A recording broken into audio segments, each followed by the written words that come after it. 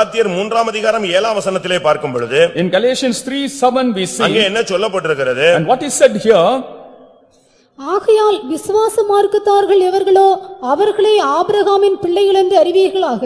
Know ye therefore that they which are of faith, the same are the children of Abraham. விசுவாச மார்க்கத்தார் என்ற வார்த்தை சொல்லப்பட்டிருக்கிறது. here it is said as those who are in the way of faith, இந்த வழி இந்த மார்க்கத்தினுடைய பெயர் விசுவாசம். and the way of this the name of this way is faith. அப்படியானால் முதலாவது ஒரு தேவனுடைய பிள்ளை விசுவாசியாக மாற வேண்டும். that means first of all a child of God should become a believer. ஒரு ஊழியக்காரன் தடுமாறின பொழுது when a worker staggers, அவனை பார்த்து ஆண்டவர் சொன்ன வார்த்தை என்ன? and looking unto him what did the Lord say, இன்னொரு ஊழியன் தடுமாறின பொழுது ஆண்டவர் சொன்ன வார்த்தை என்ன? and when a worker staggered what did the Lord say? பேதுரு தடுமாறின பொழுது ஆண்டவருடைய வார்த்தை எப்படி இருந்தது?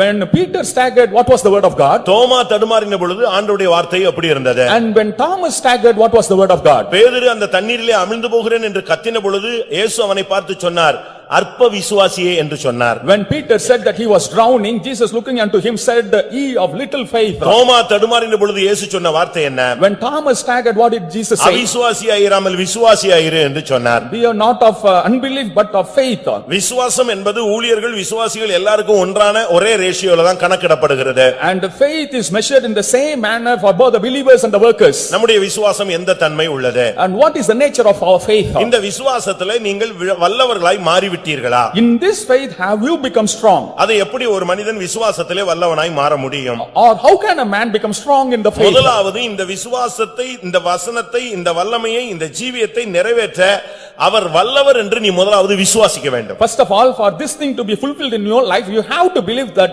he is strong. ரெண்டு காரியத்தை செய்யும் பொழுதுதான் விசுவாசம் நமக்குள்ள வல்லமையாய் மாறும். only when we do two things the faith will become strong in us. ஒன்று, தேவனை நீ முழு நிச்சயமாய் நம்பு. and first thing you believe and trust the Lord with full certainty. Pavul சொல்லுகிறார், நான் விசுவாசிக்கிறவர் இன்னார் என்று அறிவேன். Paul says, I know whom I believe. நீங்க ஆண்டவரை நம்புறீங்களா? do you believe the Lord? எவ்வளவு நம்புறீங்க? how much do you believe? Bible சொல்லுகிறது முழு நிச்சயமாய் நம்பணும். and the Bible says that with full certainty we have இரண்டாவது, இந்த விசுவாசத்திலே நீ தேவனை மகிமைப்படுத்தணும். and secondly in this faith you have to glorify the Lord. ஒரு பையன் திடீர்னு ஒரு புதுசா மேரேஜ் ஆன பையன் காணாமல் போய் விட்டான். a boy who had joined a job, he was புதுசா கல்யாணம் ஆனவன். a boy who got married newly, he was missing. அந்த பெண் வீட்டார் தேடி பார்த்துட்டு கடைசில கிடைக்கலன்னு உடனே அவங்க உதறிட்டாங்க. and the bride's family searched for him and they shook him off. இப்போ அவங்க பையன் வீட்டுக்கு செய்தி கொடுத்தாங்க. and they gave a message to the boy's house. பையன் ஒரு நல்ல ஒரு விசுவாசியினுடைய பையன். and the boy is the son of a good believer. ஆனா அந்த பையன் அவ்வளவு விசுவாசி அல்ல. but that boy is not a good believer. இப்பொழுது அவனை காணவே இல்லை. and now he is missing. அந்த நேரத்துல பயங்கர வெள்ளம் அந்த ஊர்ல சம்பவித்தது. and there was a big flood occurred in that place. அதனால அவனை தேடியும் பார்க்க முடியல. and they searched in vain. அவன் காணாமலே போய் விட்டான். and he was missing அவன் forever. அந்த வீட்டுக்கு மூத்த பிள்ளை. and that he was the eldest son. இவங்க பாவப்பட்டவங்க, இவங்க எப்ப பார்த்தாலும் கோயில்ல உட்கார்ந்து அழுதுட்டே இருப்பாங்க. poor people, they will be always crying in the church. எப்பவும் அழுதுட்டே இருப்பாங்க. they will be always crying. இப்படி அவன் விருப்பப்பட்டான்னு கல்யாணம் கட்டி கொடுத்துட்டோம், கடைசில அந்த பையன் காணாமலே போயிட்டானே. as he desired, he was given in marriage, but now he is lost. சுத்தமா அவனை பத்தி எந்த செய்தியும் கிடையாது. and there was no news about him. ஆனா என்ன நடந்துச்சு? but what happened? நம்ம விசுவாசிகள் இந்த சில அறகுறை தரிசனம், தீர்க்க தரிசனம் இப்படி சொல்றவங்க எல்லாம் கொஞ்சம் பேர் இருப்பாங்க. and among our believers there are people those who have visions. நான் அப்போ ஒரு இடத்துல சின்ன பிரதரா இருந்தேன். then I was a young brother in a place. அந்த இடத்துல நான் ஒரு மீட்டிங்காக போயிருந்தேன். I had gone for a meeting to that place. Meeting முடிஞ்ச உடனே after the meeting நான் அந்த வீட்டுக்கு போய் அவங்களுக்கு ஆறுதல் சொல்லதுக்கு போய் விசாரிக்க போயிருந்தேன். I visited the house to give them some solace. நான் மீட்டிங் முடிஞ்சு இங்க கொஞ்ச நேரம் ஜெபிச்சிட்டு எல்லாரையும் பார்த்துட்டு போறதுக்குள்ள அவங்க வீட்டுக்கு இன்னொரு அம்மா போயிடுச்சு. before I could leave, another woman went to their house. நான் போனபோது அந்த வீட்ல எல்லாரும் ரொம்ப அழுதாங்க. in that house all started crying when I visited. செத்து போன மாதிரி அழுதுகிட்டு இருந்தாங்க. as if somebody had passed away. அப்ப ஏதோ செய்தி கிடைச்சிச்சு போல இருக்குன்னு நானும் எல்லாம் அமைதியா வீட்டுக்குள்ள போய் என்ன நடந்துச்சு, என்ன செய்தி கிடைச்சதுன்னு சொன்னேன். I quietly entered the house and asked about the news. அப்ப அவங்க சொன்னாங்க, then they said, இந்த அம்மா ஒரு தரிசனம் பார்த்தாங்களாம். this woman saw a vision. என் பையன் அப்படியே தண்ணில மிதந்து பாடி போய்கிட்டு இருக்கிற மாதிரி. as my son's body was floating in the water. அதான் செத்து போயிட்டான் போல இருக்குன்னு அழுதுகிட்டு இருக்கிறோம். and that's why we are weeping. ஆண்டவர் அவனுக்கு உதவி செய்யலையே. the Lord didn't help him. ஆண்டவர் அவனுக்கு உதவி செய்யலையே. the Lord God didn't help him. எப்படி இருக்கும்? how it would be? நான் உடனே அந்த அம்மாவை கூப்பிட்டேன். Then I called that. கூட்டம் முடிஞ்சு நீ ஏன் இங்க வந்தேன்னு கேட்டேன். I asked her why she came after the meeting here. கூட்டம் முடிஞ்சு உனக்கு வீடு வாசல் இல்லையா? Don't you have your own house? போ. Go to your house. கிளம்பு பைபிளை தூக்கு கிளம்பு உன் வீட்டுக்கு போய் சேர. வயசானவங்க தான் என்னோட ரொம்ப வயசானவங்க. ஏமா நீ இந்த வீட்டுக்கு வந்தது தப்பு நீ உன் வீட்டுக்கு போ. You go to your house. சத்தமா பேசுங்க. You go to your house. என்ன நடந்துச்சு? What happened? திரும்ப ஜெபித்தோம். Again we prayed. அவனுக்காக ஜெபிச்சது கொஞ்சம் நஞ்சம் அல்ல. And for him we prayed a lot. ஒவ்வொரு சனிக்கிழமையும் ஜெபிப்போம். Every Saturday we would pray. விடாமல் ஜெபித்தோம். Unceasingly we were praying. திடீர்னு ஒரு நாள் ஒரு லெட்டர் வந்துச்சு. Suddenly one day we received a letter. பெங்களூர்ல இருந்து நான் வந்து உயிரோட தான் இருக்கிறேன். நான் வருவேன். I will come. எப்படி இருக்கும்? How it would be. திரும்ப அந்த லெட்டர் எங்க இருந்து வந்துச்சுன்னு அந்த சீலை தேடிட்டு இவங்க பெங்களூர்லாம் சுத்துனாங்க கிடைக்கல. And they went to Bangalore and looked for him, could not find him. அப்ப நாங்க சொன்னோம் பையன் உயிரோட இருக்கிறான்னு தெரிஞ்சிருச்சு வருவான்னு இனிமே ஸ்தோத்திரம் பண்ணுங்க. Now we have understood that boy is alive, but now you start praising that he would come. கர்த்தர் அவனை கொண்டு வந்ததுக்காக ஸ்தோத்திரம் பண்ணுங்க. For the Lord has brought him, let us praise him. விசுவாசத்தை கன்ஃபஸ் பண்ணுங்க first. You confess your faith first. அதுல இருந்து அந்த வீட்ல எப்ப பார்த்தாலும் என் பையன் வந்ததுக்காக ஸ்தோத்திரம் வந்ததுக்காக ஸ்தோத்திரம் இதேதான் ஜெபம். Till then they started saying that the son had come and they praised the Lord. அது ஒரு பைத்தியக்காரத்தனம் போல இருந்துச்சு. It appeared foolish. திடீர்னு ஒரு நாள் அவங்க தங்கச்சி வீட்டை விட்டு வெளியே வந்து பார்த்தா அந்த வேலி பக்கத்துல அவன் அப்படியே சித்தப்பரம பிடிச்சு போய் நிக்கிறான். And when he came one day he had come near the fence and he was standing in front of the house without his senses. எப்படி இருக்குன்னு பாருங்க. இன்னைக்கு அவன் உயிரோட தான் இருக்கான். And today he is still alive. இந்த அம்மா தரிசனம் என்னாச்சு? What happened to the vision of this woman? இப்படி எல்லாம் தரிசனம் பார்க்கறவங்க பெந்தேகோஸ்ல ஒரு ரொம்ப 80% இருக்காங்க. 80% is there in Pentecost seeing visions today. இதுல ரெண்டு தரிசனம் நிறைவேறிச்சுனா அவங்க தனியா ஊழியம் தொடங்கிடுவாங்க. If two visions are fulfilled, they will start a separate. மூணு தரிசனம் நிறைவேறிச்சுனா இவன் பாஸ்டர் ஆயிடுவான், இந்த அம்மா பாஸ்டர் அம்மா ஆயிடுவா. After three visions fulfilled, he would become a pastor and அதுக்கு பிறகு தீர்க்க தரிசன வரம் பெற்ற ஊழியர்னு நோட்டீஸ் அடிப்பாங்க. And afterwards they will give notice saying that they have the gift of அதுக்கு பிறகு இது தொழிலாக மாறும். Afterwards it would become a business. இப்படி இங்க இருந்து போனவங்க பேர்லாம் நான் சொல்லுவேன். I can give the names of such people who have எதுக்கு இத சொல்றேன்? Why I say this? அந்த பையன் உயிரோடு இருக்கிறான். And today that boy is still alive. அதுக்காக தரிசனம் எல்லாம் தவறு என்று சொல்லவில்லை. I don't say all visions are wrong. தீர்க்க தரிசனங்கள் எல்லாம் தவறு என்று சொல்லவில்லை. I don't say all prophecies are wrong. நீ தெளிவாக இருக்க வேண்டும். You should be sober. நீ விசுவாசித்து அவரை முழு நிச்சயமாய் நம்பி தேவனை மகிமைப்படுத்து. And you believe, trust him with certainty and glorify God. அப்பதான் நீ விசுவாசத்துல வல்லவனாய் மாற முடியும். Then only you will become strong in faith. நடக்காதது நடந்ததாக நீ விசுவாசித்து ஸ்தோத்திரம் பண்ணு. கர்த்தர் எனக்கு தந்தார்னு சொல்லு. And things that are not happening, you believe that it will happen and praise the Lord for it. நான் உனக்கு ஒரு குழந்தையை தருவேன் என்று ஆபிரகாமுக்கு சொன்னவர் உண்மையுள்ளவர். He who said that I will give a child to Abraham is faithful. வருடங்கள் போகலாம். Years may pass on. ஆனா எப்பொழுது வல்லவனாய் மாறுறானோ அப்பதான் குழந்தை வரும். Only when he becomes strong, he will have a child. Pastor Selvam அவர்கள் பேசும் பொழுது When Pastor Selvam would speak, ஆண்டவர் ஆபிரகாமுக்கு 75 வயதுல பேசினார் ஒரு குழந்தை தருவேன். at the age of 25, the Lord 75 Lord spoke to Abraham that he would give him a child. என்ன நடந்தது? What happened? 99 வயதுல தான் அவனுக்கு குழந்தை கிடைக்கிறது. Only at the age of 99 he got a child. அவருடைய வெளிப்படுத்தல் என்னன்னா 99 வயசுல தான் ஆபிரகாமுடைய விசுவாசம் முதிர்ச்சி அடைந்து வல்லவனாய் மாறினான். The revelation is only at the age of 99 the faith of Abraham got perfected. ஏனடா அதுக்கு முன்னால அவன் இஸ்மவேல் பிழைப்பானாகன்னு சொல்றான். And before that he said that let Ismail live. அதுக்கு முன்னால எலியாசர் என் வீட்ல பொறுப்பா இருக்கட்டும்னு சொல்றான். And before that he said that let Eliezer be in charge of my household. இவைகள் எல்லாம் அவிசுவாசத்தின் வார்த்தைகள். These are the words of unbelief. இவைகள் வேரோடு பிடுங்கப்பட்டு தேவனை மகிமைப்படுத்தின பொழுது அவன் விசுவாசத்தில் வல்லவனானான். வாக்குத்தத்தம் நிறைவேறினது. When these things are uprooted, when he glorified the Lord, he became perfect in faith. பிரியமானவர்களே, நம்முடைய விசுவாசம் எத்தன்மை உள்ளது? What type of faith do we have? இந்த விசுவாசம் சாதாரண விசுவாசமாய் இருக்கிறது. And this faith seems to be an ordinary faith. இதை குறித்து பொதுவான விசுவாசம் என்று நாம் சொல்லலாம். About this we can say that it's a general faith. யூதாவிலே நாம் பார்க்கும் பொழுது when we see it in book of Jude, இங்கே ஒரு விசை ஒப்புவிக்கப்பட்ட ஒரு விசுவாசம் என்ற வார்த்தை இருக்கிறது. Here there is a word, the faith given once. ஒரு தேவனுடைய பிள்ளையின் கையிலே ஒரு விசை விசை இந்த விசுவாசம் ஒப்புவிக்கப்படுகிறது. In the hand of the child of God, this faith is given once. ஒரு விசை ஒப்புவிக்கப்பட்ட விசுவாசம். The faith given once. இந்த விசுவாசம் வளர்ச்சியடைந்து பூர்ணப்படும் பொழுது When this faith grows and perfected, யூதா 20 வசனத்தின்படி according to the verse 20 of Jude, மகா பரிசுத்தமான விசுவாசமாக அது மாறுகிறது. it becomes a most holy faith. ஒரு விசுவாசம் ஒருவனுக்குள்ளே வளர்ந்து வளர்ந்து வளர்ந்து அது மகா பரிசுத்தமான விசுவாசமாக மாறுகிறது. A faith grows and grows and becomes the most holy faith in a person. இதுதான் விசுவாசத்தில் வல்லவனான ஒரு அனுபவம். This is the experience of becoming strong in faith. பிரியமானவர்களே, இந்த மார்க்கத்துல விசுவாசம் இல்லனா ஒண்ணுமே நடக்காது. In this way, if you don't have faith, nothing can be done. உனக்கு விசுவாசம் இல்லனா கர்த்தர் அற்புதங்களை செய்ய முடியாது. If you don't have faith, the Lord cannot do miracles. அவிசுவாசம் தான் நம்முடைய விசுவாசத்துக்கு பெரிய எதிரி. The greatest enemy to our faith is the unbelief. அவிசுவாசம் உள்ள பொல்லாத இருதயம் உங்களில் ஒருவனிலும் இராதபடி நீங்கள் எச்சரிக்கையாய் இருங்கள். And be warned, let us not have the evil heart of unbelief in us.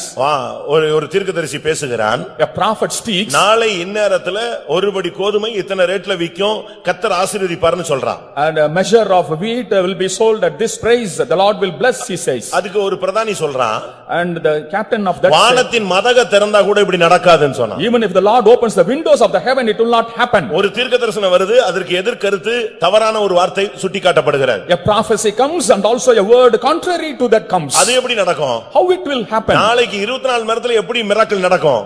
In 24 hours, how a miracle will happen? எப்படி நடக்க முடியும்? How it will happen? வானத்தின் பலகணியை திறந்து கோதுமையை கொட்டினா கூட நடக்காதுன்னு சொன்னான். Even if the windows of the heavens are opened and the wheat is showered, it will not happen. இந்த ரெண்டுக்கு நடுவுல ஒரு ராஜா நிக்கிறான். Between these two, a king stands. ஒரு பகுதியில தீர்க்கதரிசி And ஒரு பகுதியில பிரதானி. on one side a prophet and இந்த on the other ரெண்டுக்கு side நடுவுல ஒரு ராஜா நின்று தடுமாறிட்டு இருக்கான். between two a king stands and staggers. தீர்க்கதரிசி சொல்றான், நாளை இந்நேரம் இந்த அதிசயம் நடக்கும். The prophet says at this hour tomorrow this miracle will அந்த happen. பிரதானி சொல்றான், வானத்தின் பலகணியை திறந்தாலும் நடக்காது. That captain says even if the windows of the heavens are opened, it will not happen. நடந்துச்சா நடக்கலையா? Did it happen or not? உடனே அந்த தீர்க்கதரிசி சொன்னா, Immediately the prophet said, நாளைக்கு இது நடக்கும். tomorrow it will occur. நீ அதை பார்ப்பாய். You will see that. ஆனா நீ செத்து போவாய். But you will die. அனுபவிக்க மாட்டாய்ன்னு சொன்னான். You will not enjoy that. அடுத்த நாள் அதே மாதிரி நடந்தது. Next day similarly happened. வானத்தின் பலகணி திறந்ததுன்னு சொன்ன மாதிரியே அங்க ஆசீர்வாதம் வந்தது. As the windows are opened, the blessings came. ஜனங்க சாப்பிட இல்லாம இருந்தவங்க எல்லாம் நெரிச்சி அடிச்சு வந்தாங்க. The starving people, they came rushing. இப்ப இந்த இடத்துல கண்ட்ரோல் பண்றதுக்கு இவனை கொண்டு வந்து ராஜா நிப்பாட்டிட்டான். Now the king kept him there to control the crowd. என்ன நடந்தது? What happened? அந்த ஆசீர்வாதம் நிகழ்ந்ததை அவன் கண்டான். ஜனங்கள் நெரிச்சிட்டு வரும் பொழுது இவனை போட்டு மிதிச்சு அங்க எல்லாரும் சாவடிச்சிட்டு போயிட்டாங்க. He saw the blessing occurring, but when the people came rushing, he was killed. இந்த மார்க்கத்தில் வந்த பின்பு நீ விசுவாசத்தில் தோல்வி அடைந்து மடிய போகிறாயா, இல்லாவிட்டால் விசுவாசத்திலே தேவனை மகிமைப்படுத்தி வல்லவனாய் மாற போகிறாயா? After coming into this way in faith, are you going to be defeated or are you going to become strong in faith? உன்னுடைய விசுவாசம் ஆரோக்கியமா இருக்கணும். Your faith should be a healthy. ஒருவேளை உன் சரீரம் ஆரோக்கியம் இல்லாமல் இருக்கலாம். Your body may not be healthy. உன்னுடைய மனது ஆரோக்கியம் இல்லாமல் இருக்கலாம். Your mind may not be healthy. ஆனால் உன்னுடைய விசுவாசம் ஆரோக்கியம் உள்ளதா இருக்க வேண்டும். But your faith should be healthy. தீத்து 1 அதிகாரம் 14 வசனத்தில் பார்க்கும் பொழுது in Titus 1:14 விசுவாசத்திலே ஆரோக்கியம் உள்ளவர்களாய் இருக்கும்படி அவர்களை கண்டிப்பாய் கடிந்துகொள். that they may be strong in faith, you want them. விசுவாசத்திலே ஆரோக்கியம் நல்ல சுகமா இருக்கணும். And we should be healthy in faith. உன்னுடைய விசுவாசம் சுகமுள்ளதாக இருக்க வேண்டும். Your faith should be a sound one. உன்னுடைய விசுவாசம் வந்து பலவீனமா இருக்க கூடாது. Your faith should not be a weak one. இதைத்தான் கலாத்தியர் 4 அதிகாரத்திலே ரோமர் 4 அதிகாரத்திலே நாம் இப்பொழுது படிக்கும் பொழுது about that when we read in 4th chapter of Romans, ரோமர் 4:19 பார்க்கும் பொழுது in Romans 4:19 ஆபிரகாம் விசுவாசத்தில் பலவீனமாய் இருக்கவில்லை. Abraham was not weak in faith. அவன் சரீரத்தில் பலவீனமா இருக்கலாம். Probably he would have been weak in the அவனுக்கு body. தெரியும் தன் சரீரம் செத்து போய் விட்டது. He knew very well that his body was dead. சாராளுடைய கர்ப்பம் செத்து போனது. The womb of Sarah was dead. சரீரமும் செத்து போனது, அவளுடைய பெண்ணுடைய கர்ப்பமும் செத்து போனது. ஆனால் அவனுடைய விசுவாசம் செத்து போகவில்லை. The body and womb were dead, but his faith was not dead. உன்னுடைய உலக பிரகாரமான காரியங்கள் செத்து போனதாக இருக்கலாம். உன்னுடைய விசுவாசம் உயிருள்ளதாக இருந்தால் நீ வல்லவனாய் மாறி வாக்குத்தத்தத்தை சுதந்தரித்துக் கொள்வாய். The worldly things may be dead, but if your faith is alive, you can inherit all the promises. எத்தனை பேர் இப்படி நீங்கள் தேவனை விசுவாசித்து வல்லவனாய் மாற போகிறீர்கள்? How many of you are going to believe the God and become strong? எதெல்லாம் உனக்கு நடக்கலையோ அதெல்லாம் நடக்கும்னு நீ விசுவாசித்து தேவனை ஸ்தோத்திரம் பண்ணு. All things that are impossible, you believe that it will be possible and praise the Lord. எதெல்லாம் கிடைக்கலையோ கிடைக்கும் என்று ஸ்தோத்திரம் பண்ணு. What you have not received, you believe God and praise, saying that you will receive. எதெல்லாம் உன்னுடைய அறிவில முடியலையோ அதெல்லாம் முடியும் என்று நீ ஸ்தோத்திரம் பண்ணு. All that are impossible in your knowledge, say that it is possible and praise the Lord. எரிகோவை சுத்திட்டு வர்றாங்க. And they were going around Jericho. சும்மா சுத்தினா உடைஞ்சிருமா? Simply if they go around, will it சரி, fall? அப்படியே ஸ்தோத்திரம் பண்ணாலும் உடையறதுக்கு சான்ஸ் இருக்கா? Even if they praise, is there a chance for it to break down? நீங்க எல்லாரும் ஸ்தோத்திரம் பண்ணுங்க, இந்த கட்டடம் விழுந்துருதான்னு பார்க்கலாம். And you all start praising, let us see whether the building விசுவாசம் தான் அதுல முக்கியம். Faith is the most essential thing. ஆர்ப்பரியுங்கள் என்று சொன்ன பொழுது அவங்க ஸ்தோத்திரம் பண்ணி ஆர்ப்பரிச்சாங்க. அவங்க செய்ய வேண்டியதை செய்யும் பொழுதுதான் தேவன் செய்ய வேண்டியதை செய்கிறார். When they were told to shout, they did that. One day only when they did what they did, the Lord did what he had to do. நீ தேவனை மகிமைப்படுத்து. You glorify God. அதிகாலையில் எவ்வளவு தூரம் தேவனை மகிமைப்படுத்துகிறாய்? Early morning, how much you glorify the Lord? பகல் வேளையில எவ்வளவு நேரம் தேவனை மகிமைப்படுத்துகிறாய்? During day, how much you glorify the Lord? படுக்கைக்கு போகும் பொழுது எவ்வளவு நேரம் நீ தேவனை மகிமைப்படுத்துகிறாய்? Before going to bed, how long you praise the Lord? எது முடியாதையோ அதெல்லாம் முடியும் என்று எத்தனை பேர் ஸ்தோத்திரம் பண்றீங்க? All the impossible things, how many of you praise that it would be possible? நம்ம ஃபெய்த்தம்ல காரே இல்லாத ஒரு காலங்கள் இருந்தது. Once we didn't have a car at all in our faith homes. ஒரு நாள் ஒரு பாஸ்டர் சிலோன்ல கூட்டம் நடத்திட்டு இருக்கும்போது கர்த்தர் நமக்கு ஒரு காரை தந்தபடினால் ஸ்தோத்திரம் பண்ணுவோம்ட்டார். In Ceylon, one pastor, when a meeting was going on, he said that let's praise the Lord for he has given us a car. எல்லாரும் ஆச்சரியமா ஸ்தோத்திரம் பண்ணிட்டாங்க. All with the marvel they praised the Lord. ஒரு அம்மா வரும்போது பாத்துச்சு காரே அங்க இல்ல. A woman came and she saw no car there. அதுக்கு ஆச்சரியமா இருந்துச்சு. She was wondering, கார் கொடுத்தாரு ஸ்தோத்திரம்னாங்க, நம்ம வரும்போது கார் ஃபெய்த்தம்ல இல்லையே அப்படின்னு பிள்ளையை தூக்கிட்டு போற சாக்குல வெளியே போயிடுச்சு. and it was said that there was a car and they praised, and with an excuse of carrying the child out, she went out. அப்படி பிள்ளையை தூக்கிட்டு போற மாதிரி வெளியே போயிட்டு போய் பாத்துச்சு கார் இல்ல. அட பைத்தியக்கார கூட்டம் எல்லாம் இருக்கானுங்கன்னு சொல்லிச்சு. As she didn't find the car, she thought that it was a foolish group. அது மெல்ல வெளியே போய் பார்த்துட்டு வந்துச்சு. வரும்போதும் கார் இல்ல. இப்ப குழந்தை தூக்கிட்டு போய் பார்த்தாலும் அங்க என்ன இல்ல, கார் இல்ல. இங்க உள்ள உட்கார்ந்து எல்லாரும் ஸ்தோத்திரம் பண்ணிட்டு இருக்காங்க. And there was no car at all even when she came and went out and saw, but they were all praising. அதுவும் அமைதியா வந்து உள்ள உட்கார்ந்துச்சு. And she also came back and கூட்டம் முடிந்தது. After the meeting, கூட்டம் முடிஞ்சிட்டு வெளியே வந்தா ஒரு கார் வந்து நிக்குது. ஒருத்தர் வந்து கார் கொடுத்து ஸ்தோத்திரம் பண்ணி இது ஃபெய்த்தமுக்கு கொடுக்கறேன்னு சொன்னார். and a person came in the car and gave the car, offered the car to the faith home. உங்களுடைய விசுவாசம் எப்படி இருக்கு? How is your faith? Trial பண்ணி பார்க்கலாமா? Shall we pray and see? Try பண்ணி பார்க்க முடியுமா? Shall we try? Pastor Aruldas ஒரு நாள் காலையில ஜெபம் 6 மணி ஜெபத்துல சிஸ்டர்ஸோட உட்கார்ந்து ஜெபம் பண்ணிட்டு இருந்தார். Pastor Aruldas one day at the morning 6 o'clock prayer, he was praying with the sisters. இந்த ஊழியத்துக்கு வந்து இவ்வளவு நாளும் கஞ்சியே தான் குடிச்சிட்டு இருக்கோம். ஒரு காடை கௌதாரி ஏதோ ஒரு மட்டன் சிக்கன் ஒண்ணுமே கிடைக்கலையேன்னு சொன்னார். We have been having only gruel since we came for the ministry, no non-vegetarian item we received. வந்ததிலிருந்து இருந்து இதுவரைக்கும் அது கண்ணுல கூட தென்படலையே. Since we came, we have not even seen that. ஆண்டவரே ஏதாவது ஒன்னு கொடுக்க கூடாதா? God, won't you give something? அப்படின்னு இப்படி பேச்சுவாக்குல இப்படி நான் பிரசங்கம் பண்ற மாதிரி அவர் ஜெபத்துல உட்கார்ந்து சொன்னார். And casually he was saying in the prayer. சொல்லி முடிச்ச உடனே ஒரு கொக்கு அடிபட்டு நொண்டி நொண்டி நொண்டி நொண்டி நொண்டி ஹாலுக்குள்ள நடந்து நேரா இவர்கிட்ட வருது. And after he had said that, a crane limping came into the hall near him. எப்படி இருக்கும்? How it would be? தேவன் நீங்கள் விசுவாசித்தால் வாஞ்சித்தால் அதை செய்ய அவர் வல்லவர். If you believe, the Lord is able to do that, he is strong enough to do. நீங்க விசுவாசிக்கணும், அதை நம்பி தேவனை ஸ்தோத்திரிக்கணும். You have to believe and you have to praise the Lord for it. தேவனால கூடாதது ஒன்றுமே கிடையாது. Nothing is impossible with the Lord. உன்னுடைய விசுவாசம் கரெக்ட்டா வந்துருச்சுனா அந்த இடத்துல தேவன் வந்துருவார். If your faith comes to the right place, there the Lord will come. உன்னுடைய விசுவாசம் வளர்ந்துருச்சுனா அங்க தேவன் நிப்பார். If your faith grows, God will stand there. நீ வந்துட்டேனா போதும், அவர் வந்துருவார். If you come, he will also come. அருமையானவர்களே, நம்முடைய விசுவாசத்துல நாம் வல்லவர்களாய் மாற வேண்டிய நேரம் வந்து விட்டது. The time to become strong in the faith has come. விசுவாசத்துல பலவீனமா இருந்திராதீங்க.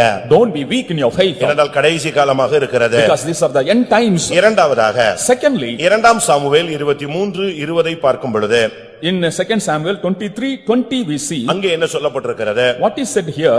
அங்கே பெனாயா எப்படிப்பட்டவன்? What type of person was Benaiah? பராக்கிரமசாலியாகிய யோய்தாவின் குமாரனும் கப்சேயேல் ஊரானுமாகிய பெனாயாவும் செய்கைகளில் வல்லவனாயிருந்தான். அங்கே ஒரு மனிதனை குறித்து சொல்லி இருக்கிறது, அவன் செய்கைகளில் வல்லவன்.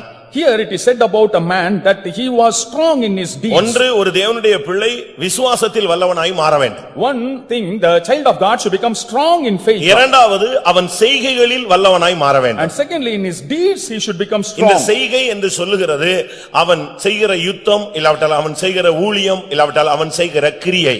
The work, the deeds means the war he fights or the ministry he does. இங்கே அவன் செய்கைகளில் வல்லவனாய் இருந்ததனால் நடந்த சம்பவம் என்ன? As he was strong in his deeds, what happened அந்த there? வசனத்தை நீங்க ஃபுல்லா படிச்சு பாத்தீங்கன்னா, When we read the whole verse there, அவன் மோவாபின் வலுமையான 2 சிங்கங்களை கொன்றான். he killed the 2 lions there. அடுத்ததாக உறைந்த பனியின் காலத்துல சிங்க கெபிக்குள்ள போய் ஒரு சிங்கத்தை கொன்றான். At the time of the frozen state, he went into the cave of the lion and killed a lion there. இதுதான் அவனை குறித்து சொல்லி இருக்கிறது செய்கைகளில் வல்லவன். And this is what it is said that about him, that he was valiant and strong நீ in his deeds. கர்த்தருக்காக என்ன செய்திருக்கிறாய்? What have you done for the Lord? ஒருவேளை உன் குடும்பத்துக்காக நீ இரவும் பகலும் எதையாவது செய்து கொண்டே இருக்கலாம். For the sake of your family, day and night you may be doing உன் something. பிள்ளைகளுக்காக சந்ததிக்காக இருக்கிற வரைக்கும் எதையாவது செய்யணும் அப்படின்னு நீ ஆசைப்படலாம். And for your children and generation you would like to do something. இல்லாவிட்டா நீ சார்ந்திருக்கிற ஒரு கம்பெனிக்காக எதையாவது செய்யலாம் என்று நீ எண்ணிக்கொள்ளலாம். For the sake of the company in which you are working, you may like to do something. இல்ல நீங்க வேலை பார்க்கிற ஸ்கூலுக்கோ கல்லூரிக்கோ உங்க ஸ்கூல் அந்த ஸ்கூல் எவனோ ஒருத்தன் ஓனர், ஆனா நீ தான் ஓனர் மாதிரி இழுத்துட்டு போய் கொண்டிருக்கிறாய். And some school or college in which you are working, that you are thinking as if you are the owner and ஆனா working. கர்த்தருக்காக நீ என்ன செய்து அதுல நீ வல்லவனாய் மாறி இருக்கிறாய். But for the sake of the Lord, what have you done and become strong and valiant in that? எத்தனை விஷயம் நீ பிசாசு ஜெயிச்சிருப்பாய். How many times you have overcome இந்த that? சிங்கம் என்று சொல்லுகிறது கர்ச்சிக்கிற சிங்கம் பிசாசை காண்பிக்கிறது. Here the roaring lion denotes the devil. இந்த பிசாசை நீ எத்தனை தரம் ஜெயிச்சிருக்கிற? How many times you have overcome this lion? ஒரு தரம் அல்ல, Once, ஒரு சிங்கம் அல்ல, not one lion. எத்தனை சிங்கம் வந்தாலும் அவன் ஜெயிச்சுக்கிட்டே இருப்பான். Let many lions may come, but he will be overcoming. எத்தனை சிங்கங்கள் வந்தாலும் அவன் ஜெயிப்பான். Though many lions may come, he will win. அருமையானவர்களே, உங்களில் எத்தனை பேர் செய்கைகளில் வல்லவர்களாய் மாறுகிறீர்கள்? How many of you have become valiant in your acts? நீ பரலோகத்துக்கு போன பின்பு எத்தனை குழந்தை பெற்றாய், எவ்வளவு பிசினஸ் பண்ணினாய், எத்தனை விஷயம் நீ வீடு கட்டினாய், இந்த கொஸ்டினே அங்க சாப்டரே கிடையாது. When you go to heaven, there will be no questions about how many houses you have built, நீ how எவ்வளவு many நேரம் children, ஜெபிச்ச, how long you prayed, எவ்வளவு போராடினாய், how much you wrestled, எத்தனை வல்லமைகளை ஜெயித்தாய், how many powers you overcame, எவ்வளவு நேரம் நீ ஊழியம் செய்தாய், how many hours you எவ்வளவு ministered, தேவனுக்காக கிரியை and செய்திருக்கிறாய், how much you have worked for the Lord. எவ்வளவு தேவனுக்காக நீ எதையாவது செய்திருக்கிறாயா? Have you done anything for the Lord? நீங்க பாருங்க, காலேஜுக்கு போனாலும் ஸ்கூலுக்கு போனாலும் ஒரு வேலைக்கு போனாலும் அந்த அவங்க கேக்குறாங்க, உங்களுக்கு எக்ஸ்ட்ரா குவாலிஃபிகேஷன் ஏதாவது இருக்கா? When we go for any interview in the college or school, they ask for extra qualifications. நீ படிக்கிற கரெக்ட் தான், It's good you நீ study, வேலை பார்க்கிற கரெக்ட் தான், it's good you ஆனா work, உனக்கு எக்ஸ்ட்ரா என்ன உனக்கு தகுதி இருக்கிறது? and what extra qualification you have, எதுல உனக்கு அதிகமான நாட்டம் இருக்கிறது? in what you have a great desire. அதுபோல இந்த உலகத்துல இருக்கும் பொழுது குழந்தை பிறக்கிறது, கல்யாணம் கட்டுறது, சாவுறது, வாழ்றது எல்லாம் ஒரு பகுதி. ஆனா இதுக்கு மத்தியில எக்ஸ்ட்ராவா தேவனுக்கு நீ என்ன செஞ்சிருக்கிற? Similarly, in this world, getting married, giving birth to children and doing those things are one side, and on the other side, what have you done for the Lord? எனக்கே கிரியை செய்யறதுக்கு எனக்கே கஷ்டமா இருக்கு, இனிமே நான் தேவனுக்குன்னு என்னது செய்ய முடியும்? It's very difficult for me to work for myself. How can I work for the Lord? அப்படிதான் நீங்க சொல்றீங்க. That's how you say. பிரியமானவர்களே, என்னாலயே முடியல, என்னால உட்கார முடியல, என்னால நடக்க முடியல, எனக்கு தேவன் இப்படி வியாதியை கொடுத்துட்டாரு, எனக்கு இவ்வளவு போராட்டத்தை கொடுத்துட்டாரு, எனக்கு இப்படி ஒரு மனைவியை தூக்கி தலையில கட்டிவிட்டாரு, இப்படி ஒரு புருஷனை தூக்கி என் தலையில கட்டிட்டாரு, எனக்கு பிறந்ததெல்லாம் இப்படியா பிறக்கணும், இப்படி நீ சொல்லிக்கிட்டு இருக்கிற. ஆனா தேவன் இதெல்லாம் ஓரம் கட்டிட்டு நீ தேவனுக்காக என்ன செய்தான்னு கேட்பாரு. அதுக்கு மட்டும்தான் அவனுடைய கிரியைக்கு தக்க பலன் வருகிறது. You are blaming everything and you are giving excuses for everything, but the Lord will ask, what have you done for him? And according to that, the reward will be given. தேவனுக்காக நீ என்ன செய்தாய்? What have you done for the Lord? உன்னுடைய செய்கைகள் தேவனுக்கு பிரயோஜனமாய் இருக்கிறதா? Your deeds, are they useful to God? வெளிப்படுத்தல 7 சபைகளுக்கும் ஆவியானவர் எழுதும் பொழுது, When the Spirit of the Lord writing to the உன் seven churches, செய்கைகளை உன் கிரியைகளை நான் அறிந்திருக்கிறேன் என்று சொல்லுகிறார். he says, I know your works. நீதிமொழிகள் 31:31 பார்க்கும் பொழுது, In Proverbs 31:31 we see, அவளுடைய செய்கைகள் அவளை புகழக் கடவது. and let her works praise her. உன்னுடைய செய்கைகள் புகழப்பட வேண்டும். Your works should be praised. யாரால புகழப்பட வேண்டும்? By whom? உன்னுடைய செய்கைகள் தேவனால் புகழப்பட வேண்டும். Your works should be praised by the Lord. 1 Samuel 19:4 பார்க்கும் பொழுது, In 1 Samuel 19:4 we அங்கே see, யோனத்தான் தன்னுடைய தகப்பனாகிய தாவீதினிடத்தில் பேசும் பொழுது, when Jonathan speaking to his father David, தாவீதினுடைய செய்கைகள் நமக்கு எவ்வளவு பிரயோஜனமாய் இருந்தது என்று சொல்லுகிறான். here he says how useful the deeds of David were for them. நம்முடைய செய்கைகள் நம்மை புகழ வேண்டும். Our work should praise us. நம்முடைய செய்கைகள் தேசத்துக்கும் நமக்கும் சபைக்கும் பிரயோஜனமாய் இருக்க வேண்டும். Our work should be useful to the land and the church and to ourselves. இந்த செய்கை என்ற இந்த இடத்திலே ஊழியம் என்று நாம் எடுத்துக்கொள்ளலாம். Here works means we can consider as the ministry. அந்த சிங்கம் அவனுக்கு விரோதமானதல்ல, அந்த தேசத்துக்கே விரோதமான ஒரு வல்லமை. And that lion was not against himself alone but also against the land. பிரியமானவர்களே, உங்களில் எத்தனை பேர் தேவனுக்காக எதையாவது செய்கிறீர்கள்? How many of you are doing something for your God? என்ன செய்றீங்க? What do you do? நீங்க செய்வீங்க, நான் காலையில எந்திரிச்ச உடனே ஜெபம் பண்றேன். You say that you pray. அது உன் வண்டி ஓடுறதுக்காக ஜெபம் பண்றேன். And for yourself you are நான் பைபிள் படிக்கிறேன். I read the Bible. அது உனக்காக தான் செய்றேன். Only for your sake. தேவனுக்காக என்ன செய்தாய்? What have you done for God? ஒரு ஆத்துமாவை சந்திச்சியா? Did you meet any soul? ஒரு ஆத்துமாவுக்காக ஜெபம் பண்ணியா? Did you pray for any ஒரு soul? ஆத்துமாவுக்கு சுவிசேஷம் சொன்னியா? Did you preach the gospel? ஒரு ஆத்துமாவுக்கு ட்ராக்ட் கொடுத்தியா? Did you give a tract to your ஒரு soul? ஆத்துமாவுக்கு பைபிள் கொடுத்தியா? Did you give a Bible to the ஒரு soul? ஆத்துமாவுக்கு இயேசுவை பத்தி சொன்னியா? Did you say about Jesus to your soul? எதையாவது ஒன்றை செய்திருக்கிறாயா? Have you done any such thing? ஆண்டவர் சொல்லுகிறார், செய்கைகளில் வல்லவர்களாய் நாம் மாற வேண்டும். The Lord says that we should become strong in our works. ஒரு தேவனுடைய பிள்ளை செய்கைகளில் வல்லவனாய் மாற வேண்டும். A child of God should become strong in his works. ஆண்டவருக்காக எதையாவது ஒன்றை நீ செய்யாவிட்டால் அதுக்கு உனக்கு பிரதிபலன் கிடைக்காது. If you don't anything for the sake of the Lord, you won't receive any reward. சொன்னா மட்டும் போதாது, அதை செய்யணும். It's not enough you say, you must do. அதுக்காக அவன் எதிர்ப்பை கண்டு பயப்படவில்லை. They were not afraid of the opposition. பெனாயாவுடைய ஸ்பெஷாலிட்டி என்ன தெரியுமா? What was the speciality of Benaiah? சிங்கத்தை சிங்க குகையிலேயே சந்திக்கிறது. And meeting the lion in its den. அதுதான் அந்த பைபிள்ல அந்த வசனத்தினுடைய கடைசி சாராம்சம். And that is the last part of that verse. சிங்க கெபிக்குள்ளேயே போய் அந்த சிங்கத்தை சந்திச்சு கொன்னுட்டு வர்றாள். Going into the den of the lion, meeting the lion and killing the lion. ஊழியம் சொன்னா எதிர்ப்பு இருக்கும். And if it's a ministry, there will be opposition. கிறிஸ்தவன் சொன்னா எதிர்ப்பு இருக்கும். If he is a Christian, there will be opposition. இயேசு என்ன சொன்னாரு? What did Jesus say? நான் உலகத்தான் அல்ல. I am not of this world. நான் அப்படினால் உலகம் என்னை பகைக்கிறது. That's why the world hates me. நீங்கள் உலகத்தார் அல்ல. You are not of the world. அதனால் உலகம் உங்களையும் பகைக்கிறது. That's why the world hates you அப்ப too. உலகம் உன்னை பகைக்குது அப்படினு சொன்னா உனக்கு நீ கிறிஸ்தவன் என்று அர்த்தம். If the world hates you means you are a right Christian. அப்படியானால் நீ இந்த நாட்களிலே கர்த்தருக்காக என்ன செய்திருக்கிறாய்? If it is so, what have you done for the Lord? நான் பாய் போட்டேன், அத போட்டேன், இத போட்டேன், நான் ஃபேன் வாங்கி கொடுத்தேன், இந்த கதையெல்லாம் சொல்லக்கூடாது. You should not say the stories of spreading the mat and buying fans. அது நீ செய்யாட்ட இன்னொருத்தன் செய்வான். And anybody can do. இப்ப நான் வந்துட்டு நான் மதுரையில் நான் தான் பிரசங்கம் பண்ணேன், நான் தான் பிரசங்கம் பண்ணேன். நான் இல்லன்னா இப்ப அடுத்த பிரதர் நிப்பார் இந்த இடத்துல. இந்த டயத்துல இன்னொரு ஆள் பிரசங்கம் பண்ணிட்டு இருப்பான். If I am boasting that I am preaching and if it's not me, somebody else will be here. அப்படிதானே? கரெக்ட்டா 10:30 ஆயிடுச்சுன்னா யாரோ பாஸ்டரோ பிரதரோ ஒரு ஆள் எழும்பி நின்னு பிரசங்கம் பண்ணதுக்கு கர்த்தர் வச்சிருக்கார். At the right time the Lord has appointed somebody to stand and preach. எலியா சொன்னா நான் ஒருவன் மாத்திரம், நான் ஒருவன் மாத்திரம், நான் ஒருவன் மாத்திரம். அவனை கூப்பிட்டு சொன்னார், நீ அமைதியா இரு, இந்த வார்த்தையை நீ யூஸே பண்ணக்கூடாது. 7000 பேரை நான் வச்சிருக்கிறேன்னு சொன்னார். Elijah was boasting that he was alone, he himself was there, but the Lord warned him that he had 7,000. நான் ஒருவன் மாத்திரம் என்று சொன்னான். And he said that it was I alone. ஆண்டவர் என்ன சொன்னாரு? பாகாலுக்கு முடங்காத 7000 முழங்கால் நான் வச்சிருக்கிறேன்னு சொன்னார். I have 7,000 knees which have not bowed before Baal. நீங்க சத்தியத்தை நீங்கள் விளங்கிக் கொள்ள வேண்டியது அவசியம். You have to understand the truth. செய்கைகளில் வல்லவனாய் மாறுங்க. And we have to become strong in our acts. முடிஞ்ச அளவு ஊழியம் செய்யுங்க. We have to do the ministry as much as மட்டும் தான் பிரதிபலன்ங்க. And there is reward only for that. மற்றதுக்கு எல்லாம் பிரதிபலன் கிடைக்காது. For other things we won't have any reward. நீங்க ஏதாவது எக்ஸ்ட்ரா கர்த்தருக்கு என்ன செய்றீங்க? What do you do something in extra for the Lord? கிடைக்கிற டயத்தெல்லாம் போய் ஊழியம் செய்யுங்க. Whenever you get time, go and do the ministry. இயேசுவை பத்தி சொல்லு. And say about Jesus. இயேசுவை பத்தி பாடு. And sing about Jesus. ஏதாவது ஒரு ஊழியம் செய்ய. Do some ministry. நான் ஒரு வீட்டுக்கு போனேன். I visited a house. அவங்க இங்க இருக்காங்களான்னு தெரியல. I don't know whether they are here. அவங்க பிள்ளைங்க எல்லாம் பாத்தீங்கன்னா இந்த மலை பிரதேசங்கள்ல ஊழியம் செய்றாங்க. And their children go and do the ministry in the hill resorts. அங்க போனீங்கன்னா and when you go there, அவங்களுக்கு ஏதோ ஒரு பாஷை பேசுவாங்க, ஆனா எழுத்து வடிவம் கிடையாது. And they will speak some language and no script for that. எண்ணிக்கைக்கு உள்ளதான ஒரு ட்ரைப்ஸ் அவங்க. And they are the tribes. அவங்க எண்ணிக்கைக்கு உள்ளவர்கள். ஒரு குறுகிய நம்பர் உள்ளவங்க தான். And they are of a smaller count. ஆனா அவங்களுக்கு ஏதோ ஒரு பாஷையில பேசுவாங்க, ஆனா எழுத்து கிடையாது. They will speak a language but no script for that. இப்போ அவங்களுக்கு எப்படி பைபிளை வாசிக்க வைக்கிறது? And how to make them read the Bible? அதனால இவங்க போய் அந்த ஊர்லயே இருந்துகிட்டு and they go and stay with them.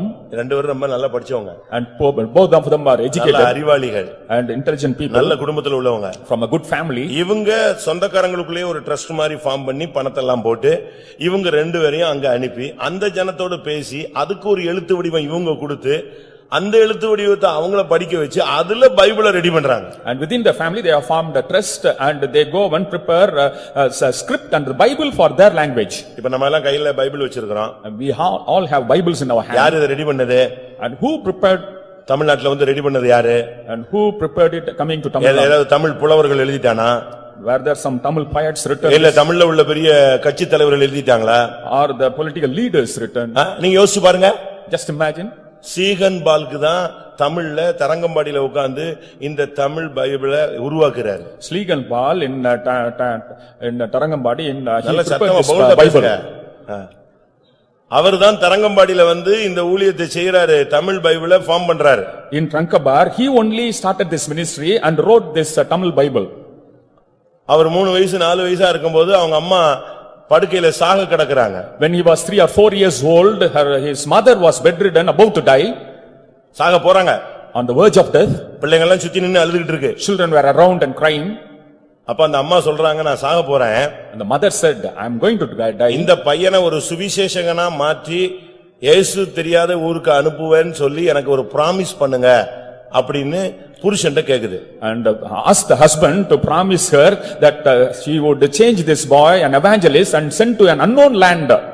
அப்படி ஒப்பு கொடுப்பீங்கன்னு சொல்லுங்கன்னு, வளர்த்து நான் அவனை ஊழியத்துக்கு கொடுப்பேன்னு சொல்லுங்கன்னு சொல்றாங்க. And you promised that you would submit him for the ministry in this way. உயிர் போக போகுது. And she was about to die. அப்போ அந்த புருஷன் இந்த குழந்தையோட இவன் ஒரு குட்டி பையன் இவன மாதிரி அவனை பிடிச்சி அந்த தாய் கையில கொடுத்து தாங்கையும் வச்சு இவனை நான் சுவிசேஷகனாகவே வளர்த்து அனுப்புகிறேன் அப்படிங்கிறான். The husband promised, swore holding the hand of the boy and the mother, and said that he would make him an evangelist. அந்த அம்மா செத்து போயிடுச்சு. And the mother died. அந்த தகப்பன் அவனை அப்படியே தெய்வீகமா வளர்த்து சுவிசேஷகனாக மிஷனரியாக இந்தியாவுக்கு அனுப்பி அவர் தரங்கம்பாடியில இருந்து புது சாட்சியெல்லாம் கண்டுபிடிச்சு அவர் தமிழ் பைபிளை உருவாக்குறாரு, எழுதுறாரு, மொழிவாக்கம் பண்றாரு. The father brought up the child in the same manner, and he came to Trankabar and translated the Bible into Tamil.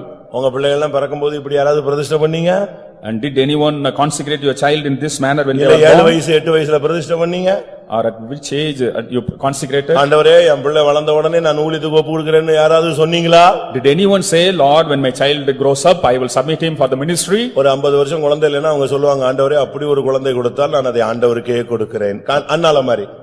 And when they don't have child for 50 years, they will say that if you give me a child, I will send him for the ministry. ஒரு பையன் பயங்கர கேடுகட்டவனா இருந்தான். ஒரு பையன் மிகவும் கேடுகட்டவனா இருந்தான். A boy was in a very spoiled state. என்ன நடந்துச்சு? What happened? அந்த அம்மா சொல்லிச்சு, பெந்தேகோஸ்தே விட்டுறாங்க, இவனை இப்படியே கொண்டு போங்க, சாமியாரா கூட போட்டுங்க. And I allow him to grow up in Pentecost and let him become a priest there. நான் தான் பாங்க brother. And I was the brother there. அவன் நல்ல பையன். He was a good boy. அவன் வெளியே இருந்தா ரொம்ப மோசமானவன், இங்க இருந்தா நல்லவன். Outside he was very bad, inside he was good. அவனை நான் கொஞ்சம் கொஞ்சமா மோல்ட் பண்ணிட்டே வந்தேன். Gradually I molded him. Sunday ஸ்கூல்ல உட்காருவான். He would come to the Sunday school. பெரிய பையன், grown up boy. சண்டே ஸ்கூல்ல உட்கார்ந்து அந்த பிள்ளைகளுக்கு ஒரு 10 பிள்ளைகளுக்கு காத்திரை போட்டு நடத்துறான். இவன் உட்கார்ந்து அழுது ஜெபம் பண்ணுவான், ஆண்டவரே எனக்கு அபிஷேகம் வேணும். In the tarrying meeting he would cry and ask for anointing. இவன் திருந்திட்டான உடனே, when he became all right, அந்த அம்மா அவனை மெல்ல கூப்பிட்டுச்சு, எப்பா நீ சரியாயிட்டியா? அப்ப வீட்டுக்கு வந்து குடும்பத்தை யாரு பாக்குறது? And the mother called him, if you have become right, you come to the family, who will look after the family? அவன் கெட்டு போயிட்டான உடனே கொடுத்துட்டாங்க, இப்ப சரியான உடனே திருப்பி எடுக்கிறதுக்கு ட்ரை பண்றாங்க. When he was spoiled, they submitted. Now when he has become all right, they want to take him back. சரியாயிட்டில்ல, வந்துரு, நம்ம அப்பாவை பார்க்கணும், அம்மாவை பார்க்கணும், நமக்கு பெரிய குடும்பம் இருக்கு, சரியாயிட்டில்ல வான்னு சொன்னான். You have become all right. No, you come back, you have a big family, you have to take care of the family. அவன் போல ஃபெய்த்தம்லயே இருந்தான். And he didn't go, he was in the faith. நான் transfer ஆன உடனே, when I was transferred, அடுத்த brother வந்தாரு, அவனை catch பண்ண முடியல, கண்ட்ரோல் பண்ணி கொண்டு போத்தறல. Another brother came, but he could not control and catch him. இந்த அம்மா அவனை கொண்டு போயிட்டாங்க. And the mother took him away. வா நீ வந்துருன்னு சொல்லி. And you come to the அவன் போனா, he went back. அவனுடைய முன்னிலைமையை காட்டிலும் பின்னிலைமை மிகவும் கேடுள்ளது. His latter state was worse than the former. மிகவும் கேடுள்ளது. And worse than the former.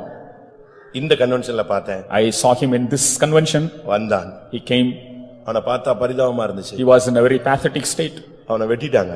He was slain. இப்ப அவனால நடக்க முடியாது. And he was ஏதோ உயிரோட இருக்கிறான். And he could not walk and he is alive, that's all. அந்த தாய் ஒழுங்கா விட்டிருந்தா அன்னைக்கு அவன் ஒரு ஊழியக்காரனாக நல்ல ஒரு மனிதனா மாறி இருப்பான். If the mother had allowed him, he would have become a good worker of God. நீங்க யோசிச்சு பாருங்க. Just imagine. செய்கைகளில் வல்லவர்களாய் மாற நீங்களும் உங்களுடைய பிள்ளைகளும் ஒப்பு கொடுக்கிறீர்களா? That you may become strong in your acts. Do you surrender your children? செய்கையில் வல்லவன்னா ரஸ்லிங் பண்றது, ஓட்ட உடைக்கிறது, கராத்தே அடிக்கிறது, இதுதான் ஆக்ட்னு நினைச்சிட கூடாது. இயேசுவுக்காக உயிரை கொடுக்கிறது தான் செய்கை. Strong in act means not doing any karate activities but giving the life for Jesus. இந்த வீட்ல இருக்கிற கண்ணாடியை உடைக்கிறது, பிளேட்டை உடைக்கிறது, பீரோவை உடைக்கிறது, டேபிள் கார்டை தூக்கி போடுறது, இதுவா? பெந்தெகோஸ்தே. Breaking the articles in the house, is it a Pentecostal life? இதெல்லாம் பொல்லாத ஆவி, விழுந்து போன ஆவி. These are all fallen evil spirits. நீங்கள் ஒன்று விசுவாசத்தில் வல்லவர்களாய் மாற வேண்டும். இரண்டாவது கர்த்தருக்காக எதையாவது செய்கிறதில் நீங்கள் வல்லவர்களாய் மாற வேண்டும். You should become strong in faith. Secondly, you should become strong in the works of the Lord. பிசாசை எதிர்த்து நில்லுங்கள். You resist the devil. சிங்கத்தை சிங்க கெபியிலே சந்தியுங்கள். Meet the lion in its den. ஜெபத்திலே போராடுங்கள். You wrestle in the prayer. மூன்றாவதாக Thirdly, அப்போஸ்தலர் 7ஆம் அதிகாரம் 22ஆம் வசனத்தை பார்க்கும் பொழுது in Acts 7:22 we see மோசே எகிப்தியருடைய சகல சாஸ்திரங்களிலும் கற்பிக்கப்பட்டு வாக்கிலும் செய்கையிலும் வல்லவனானான். அவன் வாக்கிலும் செய்கையிலும் வல்லவன். he was mighty in words and in deeds. ஒரு தேவனுடைய பிள்ளை என்று சொல்லுகிறவன் வாக்கில் வல்லவனாய் மாற வேண்டும். A child of God who claims to be a child of God should become mighty in words. நல்லா புரிஞ்சுக்கங்க. You understand clearly. இயேசுவை பத்தி சொல்றதுல நீ வல்லவனா இருக்கணும். In saying about Jesus you should become mighty. ஒரு சிலருக்கு காஸ்பல் சொல்ல தெரியாது. Some cannot preach the gospel. ஒரு சிலருக்கு இயேசு அழகாக சொல்ல தெரியாது. And some cannot say about Jesus ஒரு beautifully. சிலருக்கு இந்த உபதேசத்தை அழகாக சொல்ல தெரியாது. Some cannot preach the doctrine beautifully. Teaching ஒரு gift. Teaching is a gift. அப்படிதான் பைபிள் சொல்லுகிறது. That's how the Bible says. போதிக்கும் வரம். And the gift of teaching. அந்த போதிக்கும் வரம் இல்லாம நீங்க போய் சுவிசேஷம் சொன்னா எடுபடாது. And without that the gift of teaching, if you go and preach the gospel, ஒரு சிலருக்கு சுவிசேஷம் சொல்ல தெரியாது. and some cannot preach the gospel. இயேசுவை சொல்றேன்னு 10 நிமிஷத்துல அடி வாங்கிட்டு வந்துருவான். And within 10 minutes he will get blows and come back. ஏதாவது சண்டையை போட்டு விட்டுருவான். He will create some quarrel and come. ஒரு சிலருக்கு சபையை பத்தி சொல்ல தெரியாது. Some cannot say about the church. அவங்க சபையை பத்தி சொல்றேன்னு பெரிய வாக்குவாதத்தை உண்டு பண்ணிடுவாங்க. And saying about the church they will create an argument. Gospel சொல்றது ஒரு design. There is a design in preaching the gospel. Doctrines பேசுறதுக்கு அது ஒரு gift வேணும். And we need a gift to say gospel. சுவிசேஷம் வேறு, உபதேசம் வேறு. Gospel is different from doctrine. சுவிசேஷம் இயேசுவை சொல்லுவது. Gospel is preaching Jesus. உபதேசம் பூரணத்தை சொல்லுவது. Doctrine is about perfection. அதை நீங்க விளங்கிக் கொள்ளணும். That you have to understand. அதே நேரத்துல பாஸ்டர் ஜோயல் அவர்கள் சொல்லுகிறது போல, as Pastor Joel would say, man management ன்னு சொல்லுவாரு. man management he நீங்க would say. எல்லாரும் படிச்சிருக்கிறதெல்லாம் business management. And all of you have studied about business ஆனா management. அவரு சொல்றாரு ஒரு ஆத்துமாவை எப்படி மேனேஜ் பண்ணனும், எப்படி டீல் பண்ணனும்ங்கிறது ஒரு ஊழியக்காரனுக்கு, ஒரு விசுவாசிக்கு தெரியணும். A worker and believer should know how to deal and manage a soul. நம்ம ஆளுங்களுக்கு இந்த புதிய சபையில புதுசா வர்றாங்களா பாத்தீங்களா, அவங்கள டீல் பண்ண தெரியாது. Our people do not know how to deal with the new believers. ஒரு அம்மா தன்னுடைய வீட்ல புதுசா வேலைக்கு ஆளா சேர்க்கும். And one woman would recruit people to her house. அவங்களுக்கு நல்லா ஹெல்ப் பண்ணுவாங்க. And she would help them well. ஆனா உடனே அவங்கள கோயிலுக்கு கூட்டி வந்துருவாங்க. And immediately she would bring them to the church. மூணாவது வாரம் பார்த்தா அவங்க கோயிலுக்கு வர மாட்டாங்க, அந்த அம்மா வீட்ல வேலைக்கே இருக்க மாட்டாங்க. And third week they will neither come to the church nor to the work. என்ன ஆச்சுன்னு கேட்டா, What happened? மூணாவது வாரமே இந்த அம்மா சொல்லும், நீ நகைய கலத்திர அப்பதான் பரலோகம் போவாய். Third week itself this woman would say, you remove your jewels. அங்க புருஷன் ஒருத்தன் குடிகாரா இருக்கிறான். And there is a drunkard, the husband. இந்த அம்மா இவனுக்கு ஒரு உபதேசம் சொல்லும், நகைய கலத்தலனா என் கூட வரக்கூடாது. இப்படி இந்த விளங்காத விசுவாசிகளை வச்சுதான் சபை கெட்டு போகுது. Because of such believers the church is affected.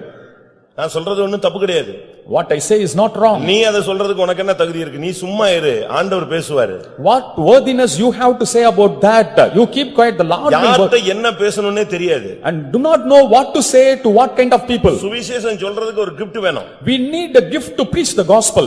Pavul அதை குறித்து பேசும் பொழுது, when Paul says about that, எனக்கு வாக்கு வல்லமைக்காக ஜெபியுங்கள்னு சொல்றார். you pray for the might in my words.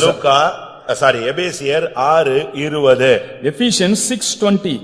நான் தைரியமா என் வாயை திறந்து சுவிசேஷத்தின் ரகசியத்தை அறிவிக்கிறதற்கு வாக்கு எனக்கு கொடுக்கப்படும்படி எனக்காகவும் விண்ணப்பம் பண்ணுங்கள். For which I am an ambassador in bonds, that therein I may speak boldly as I ought to speak. கர்த்தருடைய பரிசுத்த நாமத்துக்கு மகிமை உண்டாவதாக. Glory be to the name of the Lord. சுவிசேஷம் சொல்றதுக்கு அப்போஸ்தலனாகிய பவுலே சொல்றாரு, அவன் ஒரு பெரிய சூப்பர் பிரீச்சர். அவர் சொல்றாரு, எனக்கு வாக்கு வேணும்னு கேக்குறாரு. Apostle Paul is a super preacher. He himself says that he should speak the word boldly. அவர் போறாரு, ஒரு இந்து கோயிலுக்குள்ள போறாரு. He went into a Hindu temple. அங்க போய் எல்லாத்தையும் பார்த்துக்கிட்டே வராரு. And he was watching everything inside. எல்லாத்தையும் பார்த்துட்டு வெளியே வந்து உட்கார்ந்து காஸ்பல் ஸ்டார்ட் பண்றாரு. Having seen everything, came out and started preaching the gospel. நான் உங்க எல்லா கோயிலையும் சுத்தி பார்த்தேன்.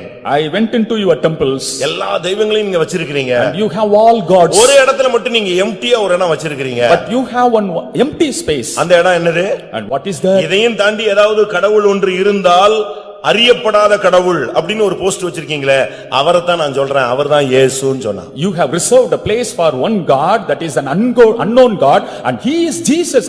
About him I preach. உடனே அவங்க எல்லாருக்கும் அப்ப அந்த இதுவரைக்கும் தெரியாத ஒரு கடவுளை சொல்றானே அங்க உட்கார்ந்து எல்லாரும் கேட்டாங்க. And when he spoke about that unknown God, they sat and listened to him.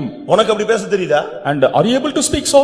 நீங்க பேசினா சண்டை வரக்கூடாது, நீங்க பேசினா அவன் அக்செப்ட் பண்ணணும். When you speak, it should not be an argument, but he should accept. உங்களுக்கு சுவிசேஷம் சொல்ல தெரியணும். And you should know how to preach the gospel. வந்த உடனே நீ மருந்து எடுக்காதன்னு சொல்லி கொடுக்கிறது. As soon as they come, you advise them not to take medicine. வந்த உடனே சிலையெல்லாம் தூக்கி போட்டுன்னு சொல்லி கொடுக்கிறது. As soon as they come, you advise them to throw away the idols. நகையும் தாயத்தெல்லாம் கலத்துன்னு சொல்லிடுறது. As soon as they come, you advise them to remove the jewels. இதெல்லாம் வரும், வளர்ச்சி அடையும் பொழுது எல்லாமே தன்னை விட்டு அவன் எல்லாத்தையும் தூக்கி எறிவான். When they grow, automatically they will throw. அப்படிதான் பைபிள் சொல்லுது. That's how the Bible says. நீங்க என்ன சொல்றீங்க? But what you say? வந்த உடனே அத கலத்து இத கலத்து சில ஊழியக்காரங்க இப்படி தான் சொல்லி சபையவே ஓச்சிடுறான். Even the workers say like that. தயவு செய்து இந்த தொழிலை நீங்க எந்த விசுவாசியும் பண்ணக்கூடாது. No believer should do this business. நாங்க பாத்துக்கறோம். We will take care. நீங்க ஒவ்வொருத்தரையும் நீங்க ஃபோக்கஸ் பண்ணி ஃபோர்ஸ் பண்ணி அவங்கள போட்டு குழப்பி விட கூடாது. You should not focus and force somebody and confuse them. தேவன் தான் ஒரு மனுஷனை ரட்சிக்க முடியும், உன்னால ரட்சிக்க முடியாது. Only God can save, you cannot. நீங்க வாக்கு வல்லமையை கேளுங்க. And ask for the might நீங்க அவங்கள தெய்வீகத்துல வளர்ச்சி அடைய வைக்கணும். And you should make them grow in divinity. வாக்கில் வல்லமை. And the might in word. ஒரு தேவனுடைய பிள்ளை வாக்கில வல்லவனாய் மாற வேண்டும். Child of God should become mighty in the word. நீ ஒரு வார்த்தை சொன்னா அதை தேவன் அக்செப்ட் பண்ணனும், மனுஷனும் அக்செப்ட் பண்ணனும். When you utter a word, both God and man should accept it. லூக்கா 21:15 ல பார்க்கும் பொழுது in Luke 21:15 we see அங்க என்ன சொல்லி இருக்கிறது? What is said here? உங்களை விரோதிக்கிறவர்கள் ஒருவரும் எதிர் பேசவும் எதிர் நிற்கவும் கூடாத வாக்கையும் ஞானத்தையும் நான் உங்களுக்கு கொடுப்பேன். ஆண்டவர் என்ன சொல்றாரு?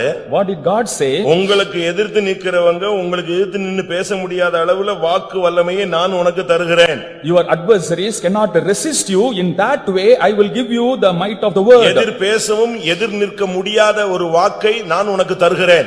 I give you the wisdom of the mouth that no one can resist. இதைத்தான் வேதத்துல ஏசாயா 54:4 பார்க்கும் பொழுது about this in Isaiah 54 இளைப்படைந்தவனுக்கு சமயத்துக்கு ஏற்ற வார்த்தை சொல்ல கல்விமானின் நாவை தருகிறேன் என்று சொல்லுகிறார். He says that he gives the tongue of the learned to give the right word to the weary. ஒரு தேவனுடைய பிள்ளையின் வாயிலிருந்து வார்த்தை வரும் பொழுது அது கேட்கிறதுக்கு இனிமையா இருக்கணும். When the word of God comes out from the mouth of a child of God, it should be very sweet to hear. சுவிசேஷத்தை சிம்பிளா சொல்லி கொடுக்கலாம். In a simple manner we can teach the gospel. உபதேசத்தை ரொம்ப சிம்பிளா சொல்லி கொடுக்கலாம். In a simple manner we can preach the doctrine. சொல்லி கொடுக்கிற விதம் தான் இருக்கிறது. And there is a method to preach. எங்களுக்கு நான் காலேஜ்ல படிக்கும்போது எங்களுக்கு ஒரு தமிழ் லெக்சரர் இருந்தார். When I was studying in the college, there was one Tamil professor. ரொம்ப சிம்பிளா பாடம் சொல்லி கொடுப்பார். In a simple manner he will teach.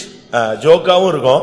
It will be very in a joking காரியமும் இருக்கும். And there will be matter too. ஒருத்தனும் அந்த கிளாஸ்ல வெளிய போக மாட்டான். No one will leave the class. மத்த கிளாஸ்ல அப்படி கிடையாது. In other classes it's not so.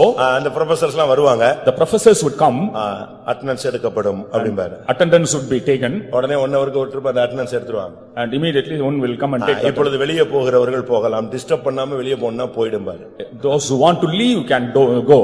ஒரு 38 பேர் வெளிய போய்டுவான். And some will go out. ஒரு 12 பேர் இருப்பான். And 12 will remain. அவங்களுக்கு தான் இவர் கிளாஸ் எடுத்துட்டு போவார். And he will take class only for them. இந்த தமிழ் இவர் வந்துட்டாருனா, but when the Tamil 50 பேரும் அப்படியே ஆணி அடிச்ச மாதிரி உள்ள உட்கார்ந்திருப்பான். all the 50 will be seated. அருமையா நடத்துவார். And beautifully he will teach. என்ன நடந்துச்சு?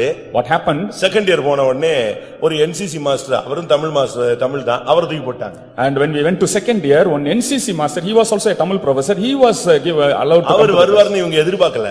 They didn't expect him to come. அவர் வந்தாரு. He came. 50 பேர் வெளிய வந்துட்டான். All 50 went out. We want principal. They went to the we principal. want principal. We want the principal. Principal வர சொல்லுங்க. And the principal was asked to come. உங்களுக்கு தமிழ மாத்து, ஆள மாத்து. You change the professor. ஏன்? Why? இவரை பிடிக்காம இல்ல, வாக்கு வல்லமை தேவை. And the might of the word should be there. உங்க மனைவிட்ட சுவிசேஷத்தை சொல்ல வேண்டிய விதத்துல சொன்னா அவங்க அடுத்த வாரம் வந்துருவாங்க. ஏய் நீ கோயிலுக்கு வான்னா நான் ஏன் வரணும்பா. And in a manner you present the gospel to the wife, she would come. If you threaten, she won't come. ஒரு விசுவாசி போய் வீட்ல a believer, நான் சொல்லி எத்தனை பேரை சபை கூட்டி போயிருக்கேன், நீ வரவே மாட்டேன்னு ஒரு தள்ளி தள்ளி விட்டாரு. அது போய் டேபிள்ல முட்டி மண்டை உடைஞ்சு போச்சு. And I bring many people to the church and you are not coming. He slapped her. தவறு. It's wrong. சத்தியத்தை உனக்கு சொல்ல தெரியல. You do not know how to preach the truth. நீ சொல்லவே வேண்டாம், நீ வாழ்ந்து காட்டு, அவ பின்னால வருவா. You need not speak, you live, she will follow. அதான் பைபிள் சொல்லுது. That's how the Bible says. சொல்லுதா சொல்லலையா? பேதுருல என்ன சொல்லுது? What does the Bible say? உன்னுடைய போதனை உன்னுடைய கற்புள்ள நடக்கையை கண்டு அவர்கள் போதனையின்றி ரட்சிக்கப்படுவார்கள். Seeing your chaste behavior without any advice preaching, they will be saved. 1 பேதுரு 3:1-2. 1 Peter 3:1 and 2. அந்தபடி மனைவிகளே உங்கள் சொந்த புருஷர்களுக்கு கீழ்ப்படிந்திருங்கள். அப்பொழுது அவர்களில் யாராவது திருவசனத்திற்கு கீழ்ப்படியாதவர்களாயிருந்தால் பயபக்தோடு கூடிய உங்கள் கற்புள்ள நடக்கையை அவர்கள் பார்த்து போதனையின்றி மனைவிகளின் நடக்கைகளினாலே ஆதாயப்படுத்திக் நீ கொள்ளப்படுவார்கள். போதனையே கொடுக்க வேண்டாம், ஈஸியா வந்துருவாங்க. You need not give a word, easily they would come. உனக்கு வாக்கு வல்லமை வேணும். You need the might of the word. உன்னுடைய வாயில திருவாக்கு இருக்கணும். And the word, divine word should be in your mouth. வாயில வர்ற வார்த்தை திருவாக்காக இருக்கணும். The word that comes from your mouth should be a divine word. எரேமியா 5:13 சொல்லி இருக்கிறது, திருவாக்கு அவன் வாயில இல்ல, திருப்பி அவன் ரட்சிக்கப்படுவான். In Jeremiah 5:13 it is said that that word is not in the mouth, and how he will be saved. தீர்க்கதரிசிகள் காற்றாய் போவார்கள், திருவாக்கு அவர்களில் இல்லை. திருவாக்கு அவர்கள்ட்ட இல்ல, திருப்பி எப்படி வருவான் ஒருத்தன்? The word is not in them. ஒரு தேவனுடைய பிள்ளைன்னு சொன்னா திருவாக்கு அவன் வாயில இருக்கணும். If he is a child of God, the divine word should be in his mouth. திருன்னா கடவுள், கடவுளுடைய வார்த்தை உன் வாயில இருந்தா ஜனம் தானா வரும். If the word of God is in your mouth, people will automatically come. ராஜாவின் வாயில் திவ்ய வாக்கு பிறக்கும் என்று நீதிமொழிகள் 16:10 நாம் பார்க்கிறோம். In Proverbs 14:10 we see, நீதிமொழிகள் 16:10. 16:10, ராஜாவின் உதடுகளில் திவ்ய வாக்கு பிறக்கும். ராஜாவின் உதடுல திவ்ய வாக்கு பிறக்கும். a divine sentence is in the lips of the உன் king. வாயிலிருந்து வர்ற வாக்கு திவ்ய வாக்காக, திருவாக்காக, வாக்கு வல்லமையாக வந்தா ஒரு ஆத்மா சந்திக்கப்படும். நீ சொல்ற சுவிசேஷம் காஸ்பல் ரீச் ஆகும். If the word that comes from your mouth is divine and mighty, the gospel will reach the people. இன்னைக்கு எத்தனை பேர் அப்படிப்பட்ட வார்த்தை உள்ளவங்களா இருக்கிறீர்கள்? How many of us have such words? உங்களுக்கு பிசினஸ்ல அழகான வார்த்தைகள் சொல்ல தெரியுது. In business you are able to speak well. ஆனா கர்த்தருக்காக எதையாவது சொல்ல உங்களுக்கு தெரியல. But you do not know to say for the Lord. மோசே ஒரு காலத்துல வாக்கில் வல்லமையுள்ளவனாய் இருந்தான். And Moses once was mighty in the ஆனா word. இப்ப ஆடு மேய்ச்சிட்டு இப்ப சொல்றான் எனக்கு வாக்கில நான் வல்லவன் இல்லை என்று அறிக்கையிடுகிறான். And going after the sheep, now he confesses that he is not mighty in the word. யாத்திராகமம் 4:10 பார்க்கும் பொழுது In Exodus 4:10, அங்க என்ன சொல்லுகிறான்? what did he say there? நான் வாக்கில் வல்லவன் அல்ல. And I am not strong in the speech. அப்படிப்பட்ட அறிக்கை நமக்குள்ள வரக்கூடாது. We should not have that kind of ஒரு word. காலத்துல வாக்கில் வல்லமையுள்ளவனாய் இருந்தவன் இப்பொழுதோ வாக்கு வல்லவன் அல்ல என்று அறிக்கையிடுகிறான். One who was eloquent once, now he says that he is not eloquent. அருமையான தேவனுடைய ஜனமே, உன்னுடைய கிருபையை நீ இழந்து போக கூடாது. People of God, you should not lose your grace. தேவனுக்காக நீ பேசக்கூடியவன். You have to speak for the நீ Lord. தேவனுக்காக கிரியை செய்ய வேண்டியவன். And you have to work for the Lord. நீ விசுவாசத்தில் வல்லவனாய் மாற வேண்டும். You should become strong in faith. தேவனுக்காக எதையாவது செய்கிறதில் செய்கைகளில் வல்லவனாய் மாற வேண்டும். In all the works of the Lord you should become strong. அது மாத்திரமல்ல, நீ வாக்கில் வல்லவனாய் மாற வேண்டும். Not only that, you should become strong in the word. இயேசுவை பற்றி வேதம் என்ன சொல்கிறது? What does Bible say about Jesus? லூக்கா 24:19 பார்க்கும் பொழுது In Luke 24:19, அங்கே இயேசுவை பற்றி சொன்னப்பட்ட வார்த்தை என்ன? the word said about Jesus is, அவர் எவைகள் என்றார், அதற்கு அவர்கள் நசரேயனாகிய இயேசுவை குறித்தவைகளே. அவர் தேவனுக்கு முன்பாகவும் ஜனங்கள் எல்லாருக்கும் முன்பாகவும் செய்கையிலும் வாக்கிலும் வல்லமையுள்ள தீர்க்கதரிசியாயிருந்தார். இயேசு செய்கையிலும் வாக்கிலும் வல்லமையுள்ளவர். Jesus is mighty both in deed and word. அப்படியானால் அவருடைய பிள்ளைகளாகிய நாம் வாக்கிலும் செய்கையிலும் வல்லவர்களாய் மாற வேண்டும். If it is so, we his children also should become mighty in word and நீ deed. ஜெபிச்சிட்டு ஒரு வார்த்தை பேசு, அந்த வார்த்தை ஒரு மனிதனை திருப்பும். Just you speak one word that will turn a person. உபவாசத்தோடு நீ பேசிப்பார், அந்த வார்த்தைக்கு வல்லமை உண்டு. With fasting you speak, there is power in the word. முதலாவது இந்த உபதேசத்தை நல்லா கற்றுக்கொள்ளுங்கள். First you learn the doctrine well. முதலாவது சுவிசேஷத்தை கற்றுக்கொள்ளுங்கள். You learn the gospel well. இயேசுவின் இரத்தத்தின் வல்லமையை கற்றுக்கொள்ளுங்கள். Learn the power in the blood of Jesus. இயேசுவின் நாமத்தின் வல்லமையை கற்றுக்கொள்ளுங்கள். Learn the power in the name of Jesus. இயேசுவின் வல்லமையை கற்றுக்கொள்ளுங்கள். Learn about the power of Jesus. யார்ட்ட எப்படி பேசணும் நீங்க கத்துக்கணும். Learn what you have to speak, to what kind of ஒரு people. ஊழியக்காரட்ட எப்படி பேசணும்னு உனக்கு தெரியணும். You should know how to speak to the worker. ஒரு விசுவாசிட்ட எப்படி பேசணும்னு தெரியணும். You should know how to speak to a believer. ஒரு புறஜாதிக்காரன்ட்ட எப்படி பேசணும்னு உனக்கு தெரியணும். You should know how to speak to a Gentile. உன்னுடைய வேலைக்காரன்ட்ட எப்படி பேசணும்னு தெரியணும். உன்னுடைய எஜமான்ட்ட எப்படி பேசணும்னு உனக்கு தெரியணும். You should know how to speak to your servant and master. உன் பிள்ளைட்ட எப்படி பேசணும்னு தெரியணும். உன் தகப்பன்ட்ட தாயிட்ட எப்படி பேசணும்னு உனக்கு தெரியணும். You should know how to speak to your children and to your parents. அதனால தான் மேன் மேனேஜ்மென்ட்னு சொல்றது. That is said to be man அவன management. 2 நிமிஷத்துல ஒரு மனிதனை நம்முடைய கட்டுப்பாட்டுல கொண்டு வந்து விடலாம். In 2 minutes we can bring any person under our control. ஜனங்களை கொண்டு வர்றதுக்கு உனக்கு தெரியணும். You should know to bring the people. அதுக்காக நயவசனிப்பா பேசணும்னு நான் சொல்லி தரல. And for that you need not speak in an enticing manner. முகஸ்துதி பண்ணணும்னு நான் சொல்லி தரல. I don't teach you to flatter. வந்த உடனே பிரதர் உங்களை பத்தி தான் நினைச்சுக்கிட்டே இருந்தேன் அப்படிமா போய் சொல்ல கூடாது. And you should not utter lies saying that I am thinking about you only. இவர மாதிரி ஆளே கிடையாது அப்படினு ஒரு சிலர் சொல்வாங்க. அப்படி முகஸ்துதி பண்ண கூடாது. Should not flatter saying that there is no one equal to him. நயவசனிப்பு முகஸ்துதி ரெண்டுமே கிறிஸ்தவத்தினுடைய எதிரான சக்திகள். And the flattery and enticement are the powers against Christianity. நீங்க அப்படி செய்யணும் நான் சொல்ல வரல. I don't advise you to do so. இயேசு கிறிஸ்து வாக்கிலும் செய்கையிலும் வல்லமையுள்ள தீர்க்கதரிசியாக இருந்தார். Jesus Christ was a prophet, both mighty in word and deeds. இயேசுவுக்காக பேசு. You speak for Jesus. இயேசுவை பேசு. You speak Jesus. அவருடைய நாமத்தை பேசு. Speak his name. அவருடைய சத்தியத்தை பேசு. Speak his truth. உன் வாயிலிருந்து சத்தியம் வெளியே வரட்டும். Let the truth come out of your mouth. ஆண்டவரை துதிச்சு நீ தேவனுடைய வார்த்தைகளை பேசு. And you speak the word of God. ஒரு வார்த்தை பேசினா போதும் ஒரு ஆத்துமா திரும்பிடுவான். If you speak one word, a soul will come. ஒரு வார்த்தை நீ பேசு அந்த ஆத்துமா திரும்பிடும். And you speak one word, that soul will repent. போன மாசம் ஒரு சகோதரிட்ட கர்த்தர் சொன்னாராம். And last month to a sister the Lord said, காலையில எந்திரிச்ச உடனே அவங்கள போய் பாரு அவங்க துக்கத்துல இருக்காங்க.